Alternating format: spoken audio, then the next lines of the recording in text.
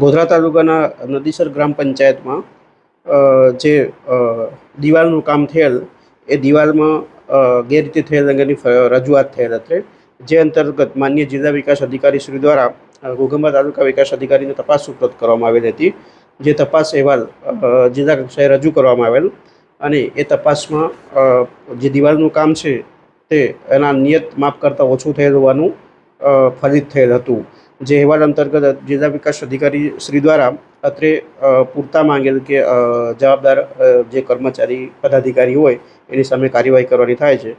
તો જે પૂરતા અત્રેથી જિલ્લા કક્ષાએ રજૂ કરતા માન્ય જિલ્લા વિકાસ અધિકારી શ્રી દ્વારા ગઈકાલના રોજ ગામના જે તલાટી કમ મંત્રી છે જેમનું નામ SM ડામોર છે તેમને સસ્પેન્ડ કરવામાં આવેલ છે.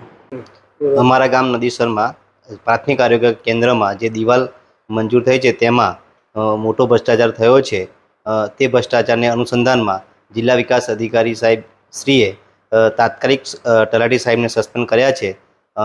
આ ઉપરાંત બીજા TDO સાહેબ, SO, સરપંચ પણ આટલા જ જવાબદાર છે, તો તેમની સામે કાયદેસરની કાર્યવાહી કરવા વિનંતી છે.